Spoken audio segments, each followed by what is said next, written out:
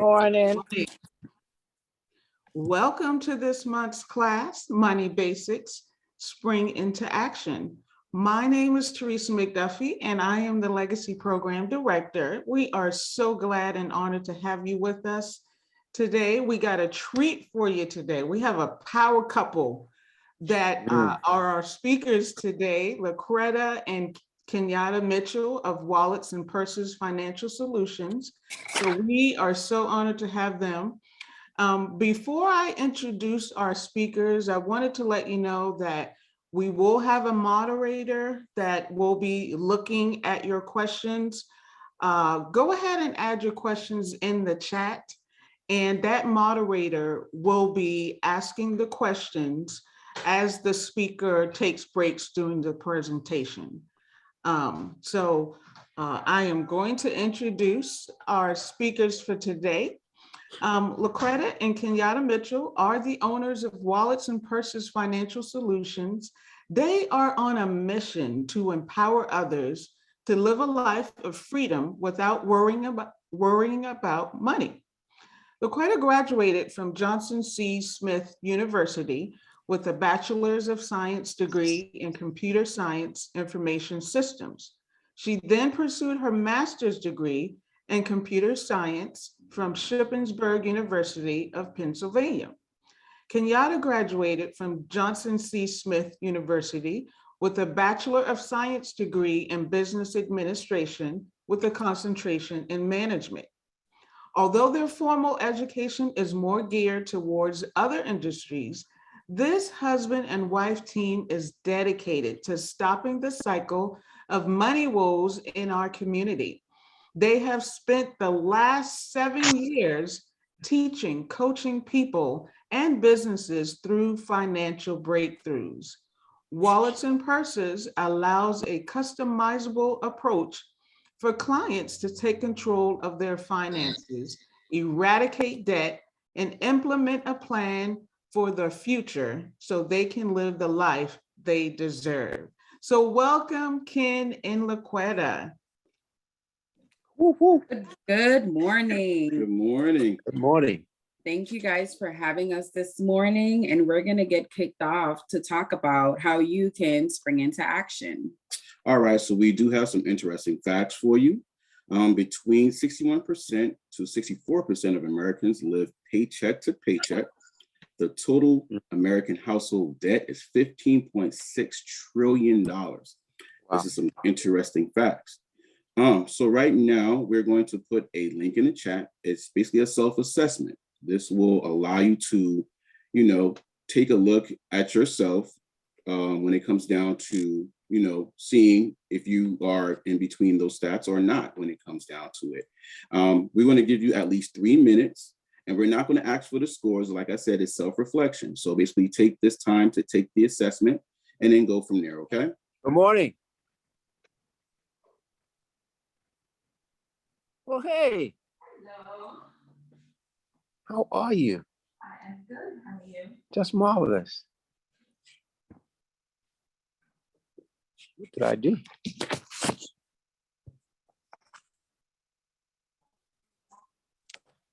So for those just joining, we are giving 3 minutes for you to take the self-assessment, and the link is in the chat. I'm gonna get on this legacy thing this morning.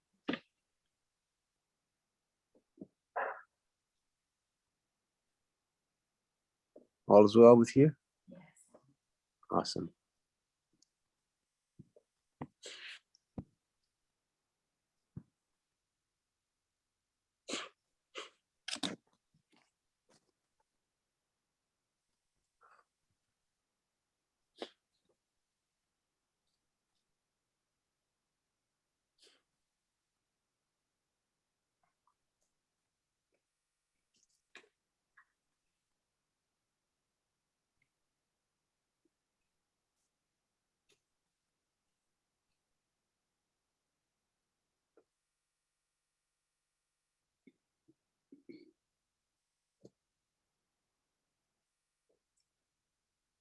Hello? Hi, if you're just joining, we gave the group a few minutes to take a self-assessment. The URL is in the chat. And just a reminder, everyone, to mute your phones so we can all hear one another.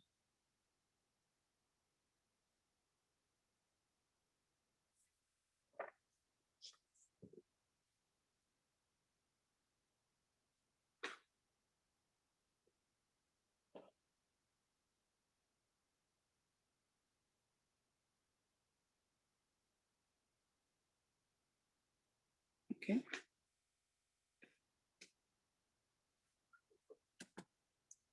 All right.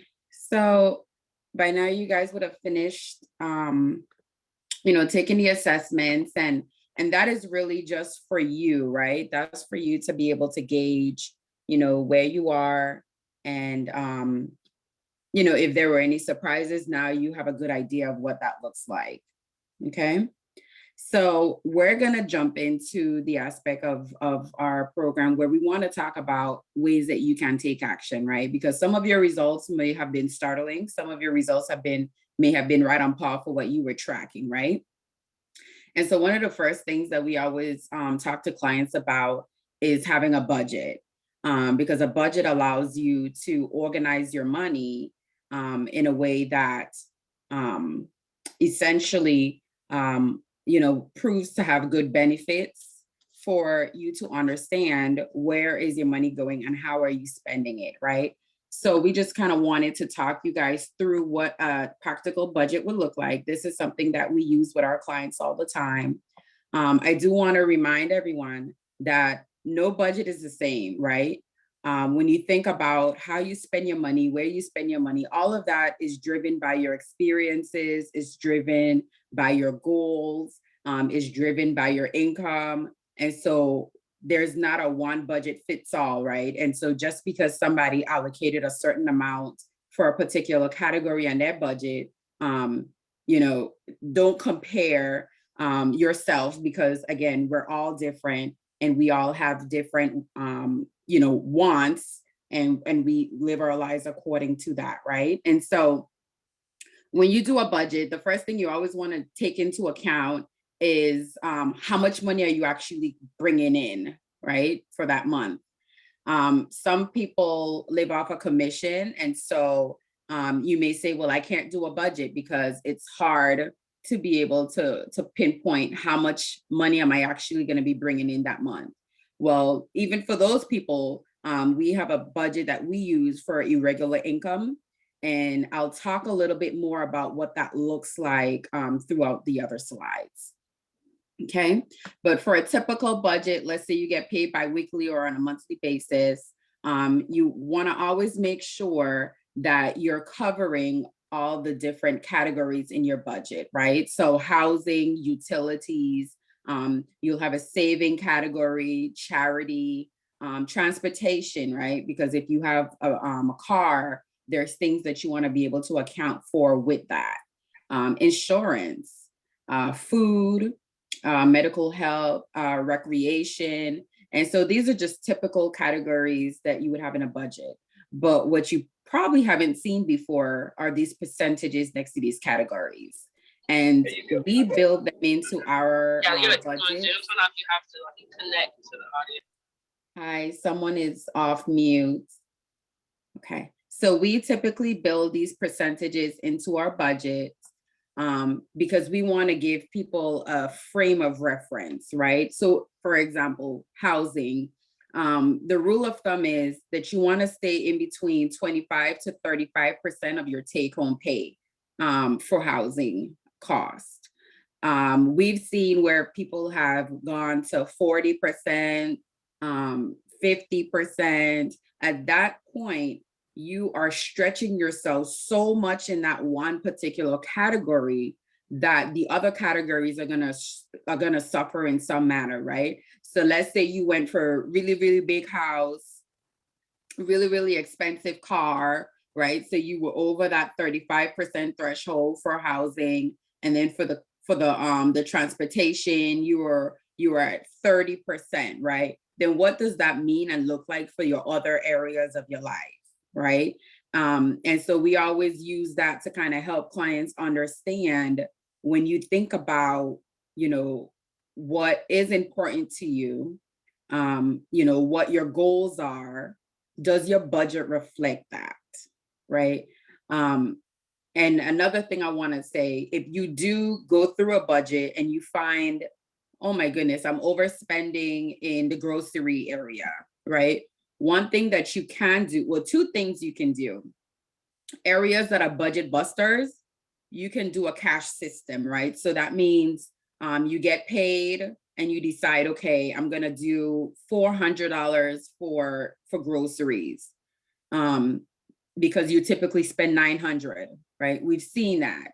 And so you will go to the ATM, pull out that $400 for groceries. And when that money is done, you train yourself that when it's done, right? And I know it feels weird, it sounds weird, but a lot of handling money, a lot of being a good steward with money is being able to say, okay, no, I can't go past this number, and being able to have that discipline to tell yourself that and to recognize when you are going past that. So cash system is one way that you can handle it. If you're very savvy with technology and you're like, I don't even go into the grocery stores anymore. So one of the things that we've been doing with clients as well is to get a gift card for the store that you may find yourself overspending in, right? So let's say if you go to Harris Teeter and you find yourself always overspending, get a Harris Teeter gift card and use that gift card to do your shopping. That way, that will kind of help put some guardrails in place so you can stay within your budget for that month. And it's okay to tell people no, because again, we all have different goals and aspirations that should be reflected in our budgets, right? And so, your goal might be, I want to go on vacation 3 times this year, right? Somebody else's goal might be, I need to be debt free. Well, how your budgets look are going to be very different, because the person who's trying to be debt free, whatever extra money they have is going to be putting on to pay down debt, because that's their focus, that's their goal, that's where they are currently in their lives. Whereas somebody who may already be debt free and thinking, I want to travel a lot, I want to do more of that. Well, their budget is going to reflect that, because that's where their current wants and needs are right at that point. So consider that, as you do your budgets. And for our couples, we always talk about the 5 love languages, right? And so a creative way to be able to keep your spouse happy is to find ways to incorporate that into your budget. So if you have a spouse that their love language is receiving gifts, for instance, then, but you guys both agree that paying down debt is important. To keep that other spouse engaged, right? So they don't feel burnt out, have points in that budget where you can afford to give them a little gift, so that they can still feel like, I'm a part of this process, but they still recognize me too, right? Or if your love language is quality time, build in areas in your budget where you can do date nights, and it doesn't have to be expensive date nights, right? And our speaker last month talked about, using a little popsicle sticks with ideas that you can do for date nights. Build those things into your budget, and you'll be surprised how, even if you have a goal that you're trying to accomplish together, how those small tokens of appreciation will take a relationship and a financial journey on a long way. Okay, so I wanted to point that out. Same thing with insurance, right? So we have the parameters. We want to be able to capture that. Now, I know some of you, your insurance is taken out prior to you receiving your paycheck, and that's fine. As mentioned, no budget is the same, right? And so at that point, you just adjust your budget, because this is going to be your take-home pay. So if your insurance comes out in the front end, that's perfect, that's fine. on the back end, you don't need to account for it here because this is going to be on your take-home pay. You could still use those percentages though to verify that the type of insurance you have, is it within the parameters of what you really can afford? And if not, make those adjustments accordingly. We see it all the time, like especially for something like life insurance, where people are paying $200-300 a month for life insurance. You ask yourself, can I really afford this particular package, right? Or do I need to reconsider other policies? Okay. All right, so we're gonna ask you guys to commit to doing a budget. If you've never done a budget before, and this is your first time really looking at one, you never heard of, trying to stay within those parameters, that's fine. But we're gonna challenge you. We're gonna provide this budget sheet to Teresa so she can send out to you guys. But take the challenge, right? Take the challenge of doing a budget if you've never done one. And if you have done budgets and you find that you haven't stayed on top of it, right? This is an opportunity to challenge yourself to say, why hadn't my budgeting worked out good for me in the past? And what do I need to do differently this go around? So if you were doing, some app like Mint or Every Dollar, and you just found like, okay, this wasn't for me, try spreadsheets, try paper and pen. Whatever that method is that you use, make sure that it's reproducible, ensure that it's something that you see yourself being able to keep up with and manage, because that's the biggest piece with doing a budget. It has to be manageable. And so find that method that works for you and take action. Now, for those who may feel like a budget is just too restrictive, these are things that we found a budget can bring, a budget can help with, and what a budget is, right? So I talked a lot about goals and, people being able to use their budgets to be able to help them work towards certain goals. So we consider a budget to be very goal-oriented. Mm-hmm. If you want to pay off debt, a budget can help you do that, and your budget should reflect that. If you want to save for an emergency, a budget can help you do that, and you can use that construct to be able to achieve that. One that people always chuckle about is that a budget can give you a raise, right? Well, it could give you a raise or it could give you a reality check. And so in some cases, if you are way overspending in any of those categories and you start giving yourself realistic boundaries with your money, in some cases you might get a raise, especially if you were spending way overspending in a particular area. You may look at this and say, wow, I got a raise. I got extra money this month that I never had before. And that's because you were intentional with your money and knowing where your money went. And the flip side of that is they can give you a reality check. You might be spending money that you didn't have, right? But don't look at that as a failure or a bad thing. Look at that as an opportunity for improvement, right?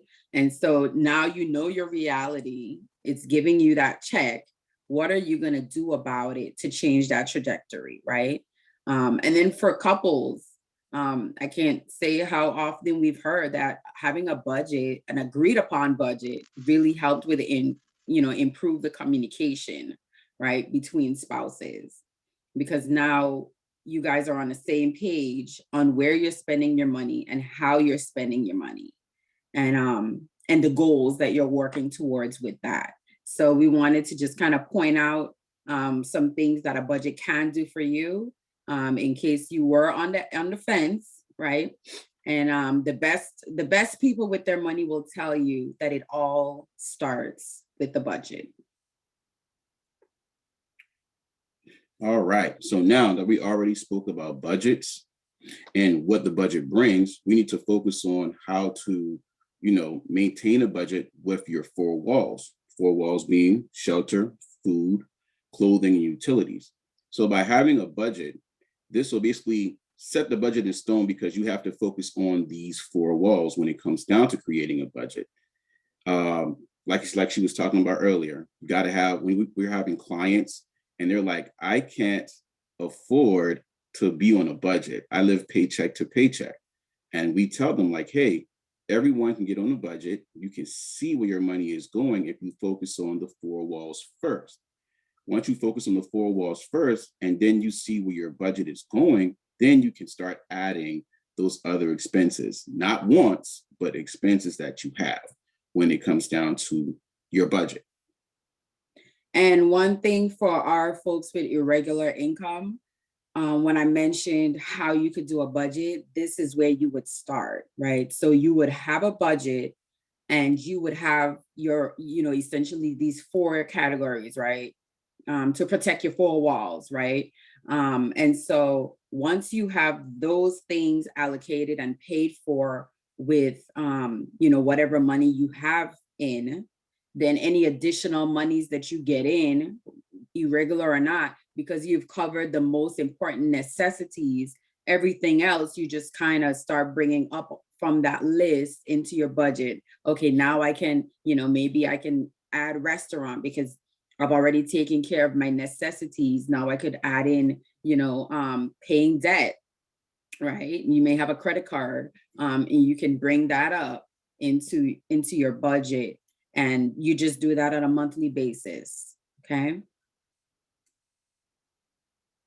All right, now there's a question that, me and my wife had asked a couple of our clients, and that question is like, what role does debt play in your life?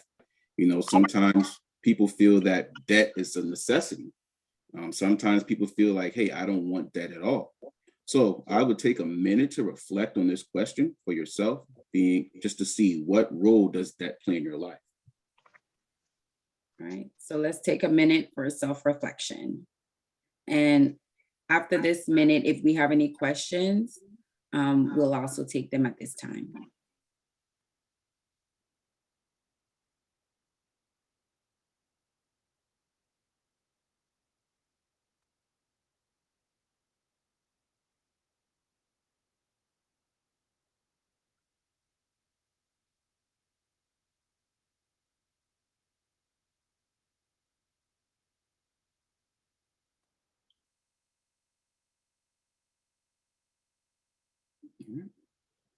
Okay.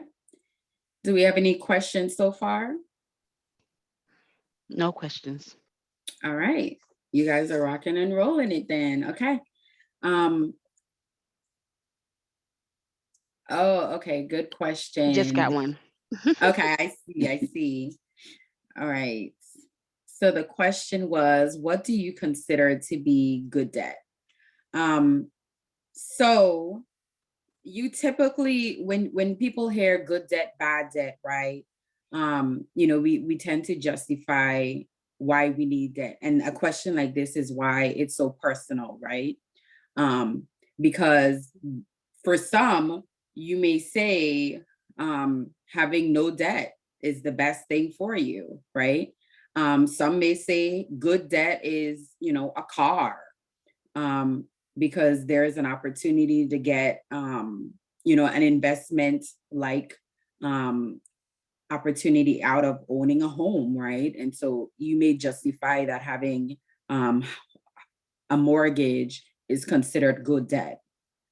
We've met some people who have considered having a, some people who decide having a car note was essential, right? Because, paying $25,000, $30,000 for a car wasn't financially possible. And so they've justified having a car as, good debt. They need a vehicle to be able to get around. For us, we don't necessarily tell clients and, how to make that determination, right? We teach you good money habits, and based on what you perceive is what, essentially you'll live your life like. Now, our goal is that everybody would be debt free, right? But that's not the goal of everybody, right? Some people, they want wealth and they feel that they can use leverage debt to be able to get there, right? And so we don't typically tell clients, that's completely bad. We give you the options and we talk about, the pros and cons. But if anything, COVID has taught us is that whether you had good debt or bad debt, it was still debt. And, there was no leniency in whether it was good or bad. Like all creditors, all lenders, you still owe that money, right? And so we always kind of just tread on the path of if we had another situation that came up, like COVID, whatever the next thing is, God forbid, are you going to be able to sustain whether it was good debt or bad? I hope that answered your question. But we try to make sure that we just educate people in recognizing that whether it is good or bad, it is debt, and it's still an opportunity for a lender to come after you if you owe that money. So you just need to be in a place where you can handle the risk of leveraging that debt.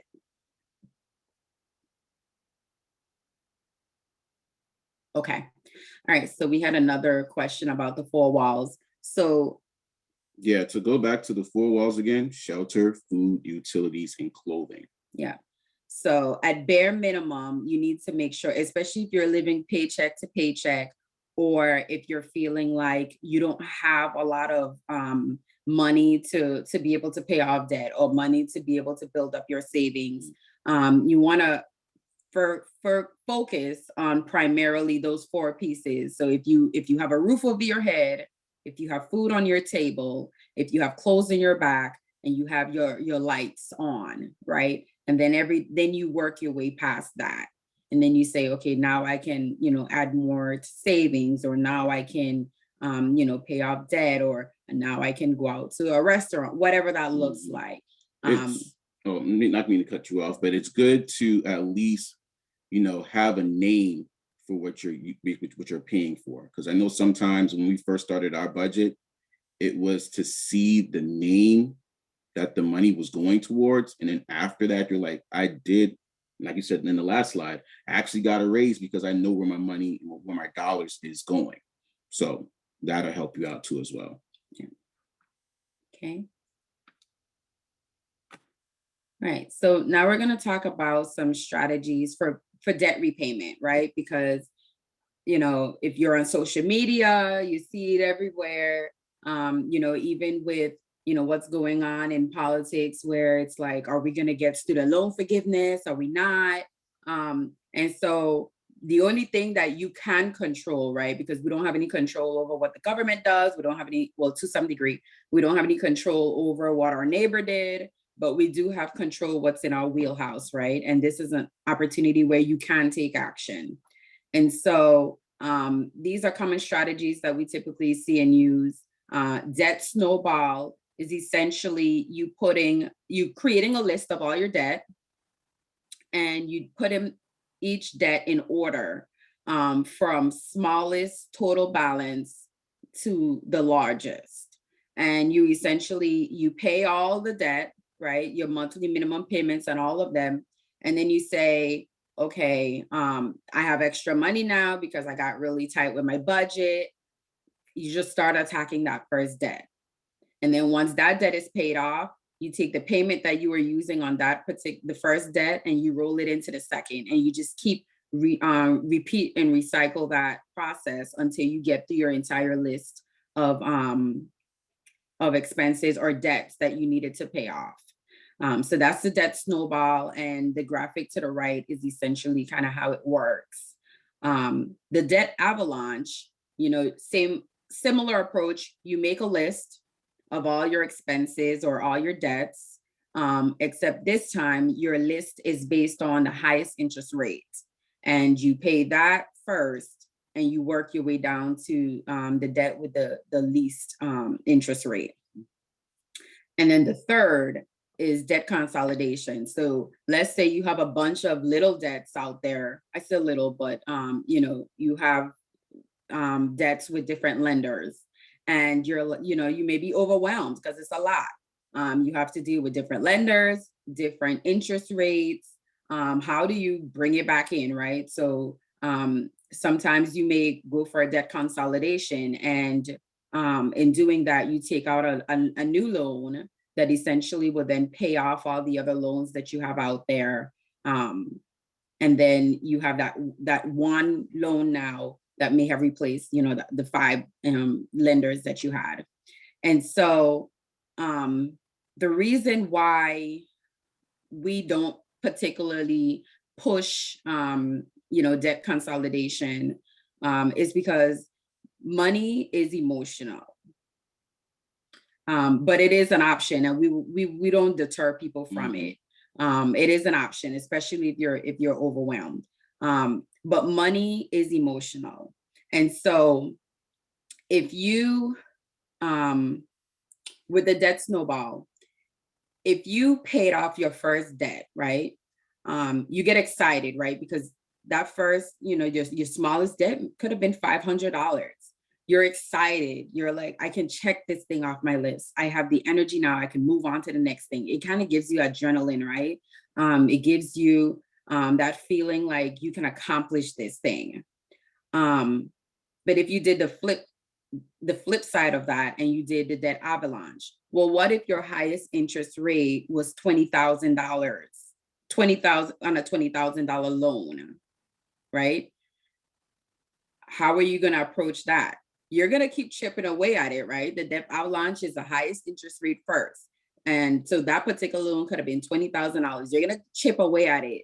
But would you have had more adrenaline if, even though your highest interest rate was not highest interest rate, but your lowest total, would you have had more adrenaline if that was only $500 versus $20,000? Mm-hmm. And so because money is emotional, because, whether we realize it or not, we tie a lot of our emotions into money and how we spend it. The debt snowball is typically the one that gives people more adrenaline and more fuel to keep going. With the debt consolidation, it comes in handy when you need it, but if you never change your behaviors around money, all you did was now consolidate into one loan. And let's say now this new loan is $40,000 at this new interest rate. It's going to feel like you're chipping away at it for a while, right? For a long time. And emotionally, do you have the emotional capacity to feel like, even though you're chipping away at this thing for forever, are you still going to be motivated to keep getting it off your plate? Or are you going to give up because you're like, I'm just going to die with this thing, right? Because we've heard people say that, I'm just going to die with this thing. It just is what it is. And so if you recognize how you are with your money, take some time to really think about, how do you spend your money? And, how are you emotionally tied to it? And what does that mean for you? And so in those cases, debt consolidation, may not necessarily be the thing that you need to be able to feel like you can make it through if you're doing repayment, right? And the debt avalanche, same thing. So those are just things, common strategies to consider. Like I said, take a moment to really think about, how are you with your money, and what does that mean for you in your process? Okay. And I'm going to see real quick, do we have any questions? Yes, we have a couple questions. One is it a good idea to get the equity out of your home to pay off debts? So, yeah, we get answer that question a lot too. Yeah. And so it goes back to, what are your priorities, right? Because as coaches, we always take the holistic perspective, right? And so when you say take out the equity out of your home, what is your priority? Was your priority to be debt free? Was your priority, were you feeling overwhelmed? Which is what caused you to want to just get this debt off your plate? Were you, facing job loss, or, a reduction in pay, or you had more expenses coming up? It's a holistic thing that you have to consider, right? Typically, we would advise our clients to think about what does that really mean for them? Because when you take out when you take out the equity out of your home, you're essentially, reducing the value, right? Well, not the value, but, you're taking that money out. And so if, you find yourself, which I don't think will happen anytime soon, the market, I think, if anything, the market is gonna keep going up.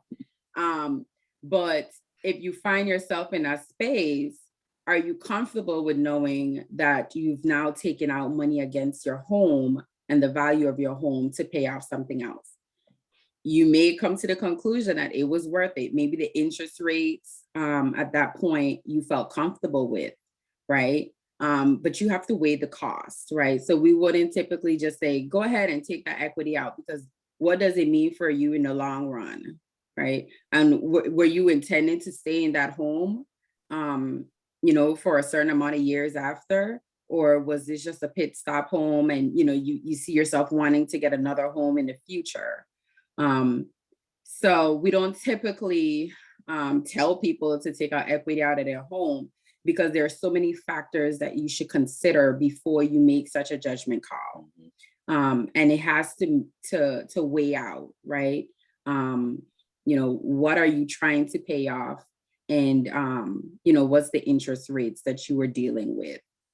So I hope I answered that. But, when it comes to equity in your home, what is your long-term goal with your house? So we turn those questions around. We ask our clients to be able to think about that, because you have to really be prepared for whatever the long-term goals are for yourself. Okay, would it be good in the instance of repairing credit to take out the equity? Credit. So we always tell people, when it comes to credit, the best way to handle it is to not think about it. You know why? Because if you're practicing good money habits, your credit will naturally do what it's supposed to do. If you're handling money in a way that's responsible. So let's say we have some clients who still have credit cards. Like, we don't force anybody to get rid of credit cards, right? And so if you have a credit card and you're managing that credit card well, and every month you're paying off that balance so you don't even accrue any interest, right? Your credit is going to naturally do what it's supposed to do. Right. And so we always just tell people, focus on living life, but treating money to the best of your ability, because it will marry up. There are, and you can choose to play the credit game, right? But to me, playing the game makes life a little bit more stressful, right? It puts on a layer of stress that do we really need and want? But if we focus on just having good money, good money habits, it will naturally happen. So if you already have debt out there, let's say you have student loans, or, let's say you have a credit card and you're managing those things well, your credit is going to reflect that. Okay. So I think people get into trouble when they focus so much on the credit score and less on good money habits. And if you change your mindset about how you approach that, your credit score will be where it should be. Okay, since you mentioned student loans, the next question is, how do you pay off large medical bills or student loans? Should you still use the snowball method? I feel like you should still use the snowball method when it comes down to it. Like we were stating before, You want to make sure that you're using, or basically using the lowest amount for your either your student loans or for your medical bill.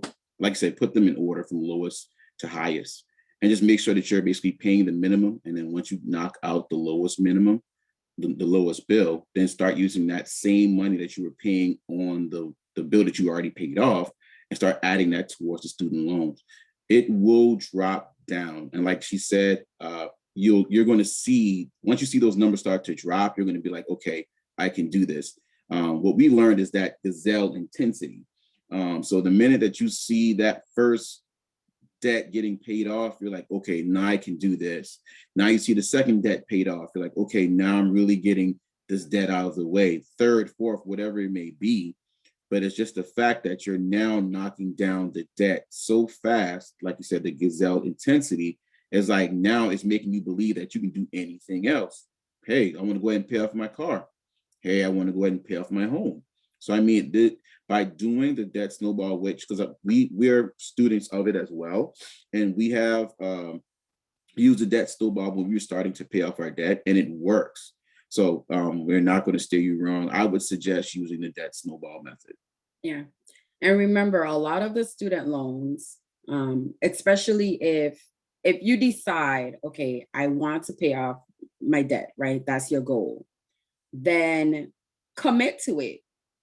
If you decide I need to build up my emergency fund, commit to it. Once you wholeheartedly have committed to a process, then you put a plan in place. And your plan always will start with that budget, right? Because that budget is your blueprint. Then you decide, okay, now I'm committing to this thing. I have, my blueprint. What will it take for me to be able to achieve this goal, right? And so, and we'll talk a little bit more about how to set financial goals. But if your goal is to wholeheartedly pay off your student loan, you can do that with the debt snowball. Often, especially if you haven't consolidated your loans, right? Because then you may have a lot of little loans that added up to this big loan, right? And so as you start marking it off, you'll get you'll get the fire, you'll get the adrenaline to keep going through it. We have seen people decide with student loans to do the debt consolidation. That emotional connection is just a little bit harder when you do that. It's not impossible. It's harder just because you can't see the fruits of your bearings, right? You're sacrificing, but you're chipping away at a big old rock. Whereas with the debt snowball, you're able to see your quick wins. And we always encourage people to celebrate the wins. I don't care if it was $1,000, 10, whatever it was, because that thing was in some cases keeping you up at night, right? Or in some cases, it was jeopardizing your relationship. Or in some cases, you didn't have, you're just swaying in life and you didn't really know how or what you wanted to do with your life, right? And so, because you're so inundated with debt. And so, we've seen people feel empowered from doing that debt snowball process because, they took the power back, right? Because that's what it comes down to with money. Money is a tool. And if you take your power back, right, you don't give it away, the cards are in your hands to be successful, right? And what that success looks like is all dependent on your goals and your vision for yourself. Do we have any other questions on this piece? That's it for now. All right, thank you. All right, so we're going to talk about emergency funds. Now, what is emergency fund? We want to make sure that when it comes down to emergency funds, they are only used for emergencies. Now, what do you consider an emergency? Emergency can be a job loss. It could be something going on with your car that's like, let's say a transmission went out or something like that. Mm-hmm. So that's what the emergency fund would be used for. What to not use an emergency fund for is like, for example, wear and tear on your car. We already know that tires are a part of maintenance when it comes down to, a car. Oil changes, things of that nature. Those are already part of the car that you should already have like a fund for when it comes down to, maintaining your car.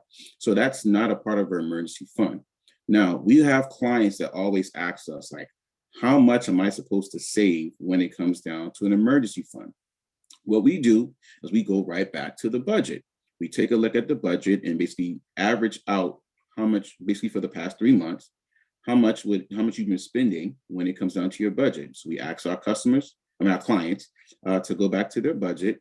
Then from there, they will basically multiply that by 3. And that'll give you at least a 3-month span of, how much you should save, or vice versa for 6 when it comes down to it. Another thing our clients do ask us is they say, okay, since I have an emergency fund, where do I put an emergency fund? We recommend either doing a savings account or a money market account. If you're able, we want you to get to these accounts as soon as possible, just because they are emergencies, and we need that'll basically between 24 to 48 hours. When it comes down to it. So we recommend putting this money into a savings or a money market, so that way you're able to get easy access to the savings just because it's an emergency. One thing we want to say, it depends on you when basically how long it takes for you to, save up for your emergency fund. What we sometimes recommend is, hey, maybe getting a side hustle or something of that nature, to basically support the emergency fund that you're wanting to when it comes down to it. So we'd say, when it comes down to it, look back at your budget to set up your 3 to 6 months expenses. And then from there, only use the emergency fund for job loss. Like I said, something going on massive with your car, medical emergencies, large home repairs, like, when it comes down to it. So that's what we recommend when it comes down to saving for an emergency fund, okay? And I know a lot of it, especially the last one, right? So how long it should take to save it. It feels very ambiguous, right? It depends. Well, it really does. Because it depends on you. You are the biggest factor in your success or your demise. And so if you're hungry, if you're in your situation and you've told yourself, I'm going to, save up the funds I need for my emergency fund in 1 year, and you needed $30,000, right? You're the one who is going to do that work. You're going to do that sweat equity to get that money saved up within that 1 year, so you could have your $30,000 for your emergency fund. Somebody else might look at you and say, that's insane. How are you going to do $30,000 in 1 year? I could only do 10, right? And it's based on income, of course, right? It's based on your drive and how much you really do want it or need it. And so in some cases, we've seen people make $80-something thousand a year, but paid off like $100,000 in debt. And you're wondering, like, the numbers don't add up. Like, how in the world, right? But that's because they went out and they got side jobs, right? Or they sold stuff in their homes just to be able to achieve that goal. And so, this whole session is really about taking action. And so ask yourself, what are you going to do to take action to build up the things that are important for you, right? This is a good segue into sinking funds. Right. Right. And so sinking funds are essentially funds that you build up that are earmarked for certain things. You may have a sinking fund for travel, right? Because traveling is important to you and your family. You may have a sinking fund for car repairs because you want to be able to pay for your regular routine car or, oil changes, tire rotations. You want to have a sinking fund specifically to cover those expenses. You may have a sinking fund for, let's say you wanted to expand your family and you knew that that's something that was important to you and your spouse. You can start saving for that baby now, right? There's no one to tell you how much, or, you should or shouldn't do it. That's something that you deemed important for you and your family. Another idea for a sinking fund could be home repairs, right? And so a lot of us, we're gonna have home, deductibles that we have to pay before home insurance kicks in for major expenses. Maybe that's something that you go ahead and you say, I'm gonna save up for it, right? Because it's gonna come. The question is when. And so ideally, what works out to be a sweet deal is if you can build up your sinking funds to a place where you may not even have to touch your emergency fund should something happen, right? And so that's the sweet deal in there, is if you can build up your sinking funds, your pots of money that earmarked for different things, if you can build that up so that when an emergency does happen, your emergency fund is literally not the first place that you have to go to. Now, not everybody can do that. And that's something that you work towards, right? And so what we kind of came up with, because, we found that it worked for us too. We have this thing called squirrel saving. So if you ever look at a squirrel, which I'm horrified of them, but they don't come close to me and I don't need to come close to it, so it works.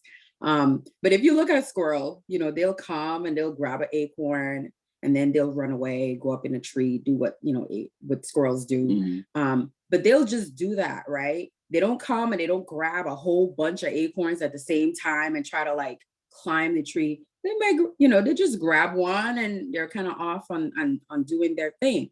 And so when it comes to sinking funds, we do that with our little squirrel approach to saving.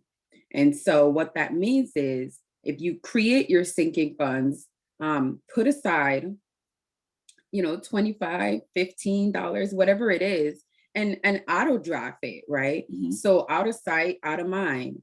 And slowly over time, those accounts will build up. That way it's affordable for you to save, right? Because you're not trying to do this, this big lump sum all the time.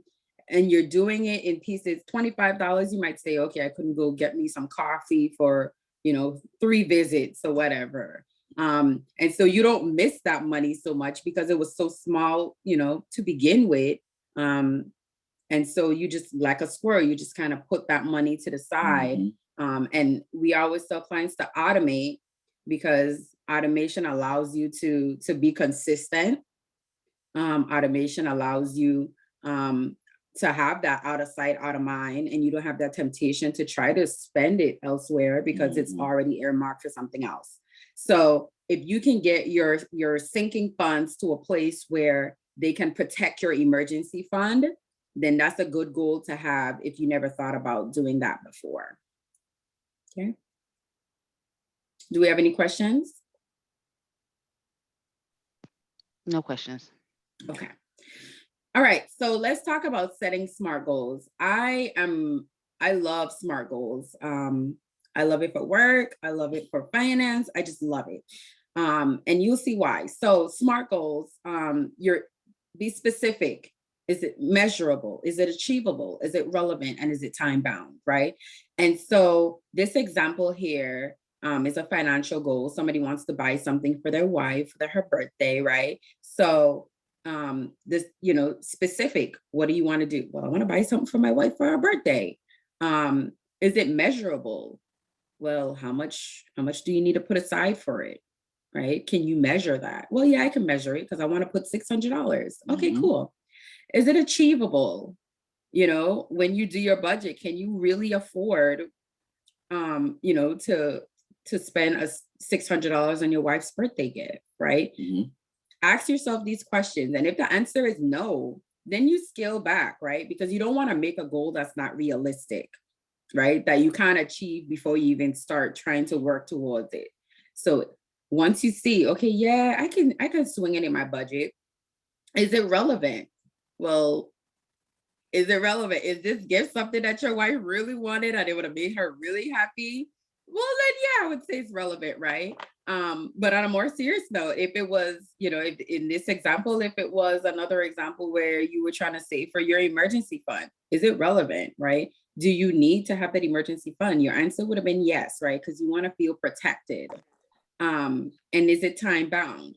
Well, you put a time on there because you said you need to be able to do this in 8 weeks. And that measurable piece comes in again because you're saying in 8 weeks, and if I put aside $75 per week, I can achieve this goal. And so, when you think about goals and you think about setting them, don't just say, and keep it vague, I want to be able to save money. Well, what does that really mean? How do you know when you've actually on the path of achieving that? You got to make it smart. And so always just keep in mind, make it specific, make it measurable, make it achievable, relevant, and time bound. And we do thank you guys for, allowing us to talk to you about ways how you can take action in your lives. And, hopefully once you finish this session, you go back and you really start thinking about what can I achieve? When can I achieve it? And what impact will it have on my life? But I appreciate it, guys. Thank you. All right. Awesome. Awesome. All right. That was wonderful information. As usual, I got a whole bunch of notes here. I really like no budget is the same. And does your budget reflect what's important to you? Money is emotional, and I can attest to that because I work at a credit union and we get lots of emotional people, which is understandable. So money is definitely emotional. Also commit to the process, put a plan in place and have a blueprint. And then set SMART goals. So this was wonderful information. Thank you so much, LaQuetta and Ken. You did a fabulous job.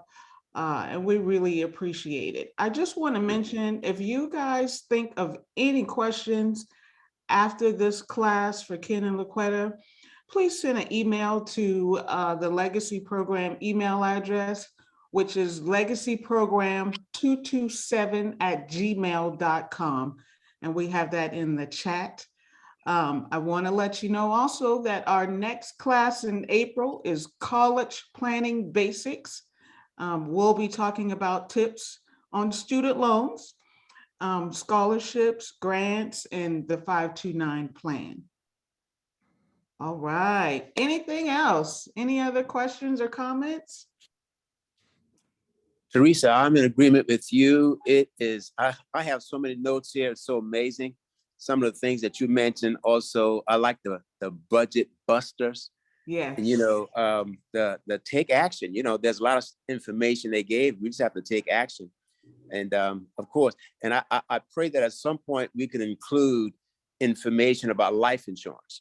I don't know if we spoke about that during our preparing and all of this, but I think life insurance would be good for us to consider in the future. And then the 4 walls. I never thought about utility being one of those things that we need forever. I just looked at food, clothing, and shelter.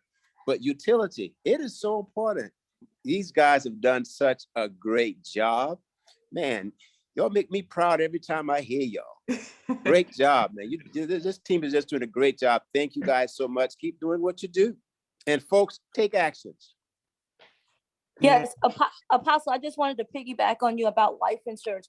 That is so crucial. I have about 4 different life insurance people that are calling me, and I listened into one of them, and some of the they call them the little fine print and insurance policy. Yes, please educate us on insurance, because people think they have insurance, and when the years go down, those insurance policies depreciate, and they don't understand that. So that would be good. Yes. Yeah. Awesome. Great. Awesome. Okay. Well, let's see here. Any other comments? All right. Well, we thank you so much for joining us. Again, we'll be sending out that budget sheet that LaQuetta mentioned, And our next class will be in April. We'll be sending out more details about that. All right. Looking to see you guys here at the church for marriage maintenance. So come on out. We're waiting on you. Starts All at 10 right. o'clock. All right. Thank you again for joining us. You guys have a wonderful day. Thank you. Really enjoyed it.